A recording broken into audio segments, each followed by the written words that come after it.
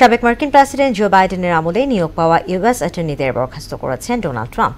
যুক্তরাষ্ট্রের 94টি কেন্দ্রীয় ডিস্ট্রিক্ট কোর্টে 93 জন ইউএস অ্যাটর্নি বর্তমানে কর্মরত আছেন। এদিকে ভারতের জন্য নির্ধারিত 21 মিলিয়ন মার্কিন ডলারের সহায়তা বন্ধের আদেশ দিয়েছেন ট্রাম্প। অন্যদিকে অটো আমদানি, ফার্মাসিউটিক্যালস এবং সেমি কন্ডাক্টর পণ্যে 25% শুল্ক আরোপের সিদ্ধান্ত নিয়েছেন তিনি। কাজী শাহরিনের ডেস্ক রিপোর্ট। বাইডেনের নেতৃত্বাধীন বিচার বিভাগ তাকে অন্যায়ভাবে বিচারের মুখোমুখি করেছে এমন অভিযোগে ক্ষমতা গ্রহণের পরই বিচার বিভাগ সংস্কারের পদক্ষেপ নেন ডোনাল্ড ট্রাম্প। এর অংশ হিসেবে সাবেক প্রেসিডেন্ট জো বাইডেনের আমলে নিয়োগ পাওয়া সকল ইউএস অ্যাটর্নিদের বরখাস্তের আদেশ দেন তিনি।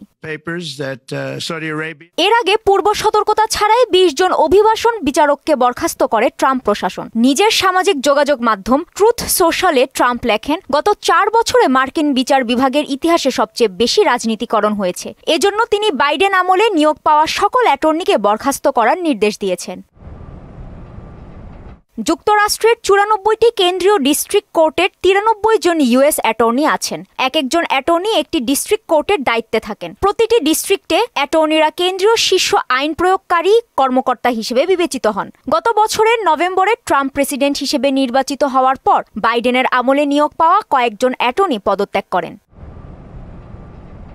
সম্প্রতি ওয়াশিংটনে ট্রাম্প মোদি বৈঠক হলেও ভারতের জন্য তা সুবিধা নিয়ে আসতে পারেনি। যুক্তরাষ্ট্র থেকে চড়া মূল্যে তেল কেনার নির্দেশনার পর এবার ভারতের জন্য নির্ধারিত 21 মিলিয়ন মার্কিন ডলারের সহায়তাও বন্ধের আদেশ দিয়েছেন ট্রাম্প। ভারতের ভোটারদের বুথমুখী করতে এ অনুদান দিত যুক্তরাষ্ট্র। ইলন মাস্কের সরকারি দক্ষতা বিষয়ক দপ্তর ডিপার্টমেন্ট অফ গভর্নমেন্ট এফিসিয়েন্সি এ অনুদান বাতিলের ঘোষণা দেয়।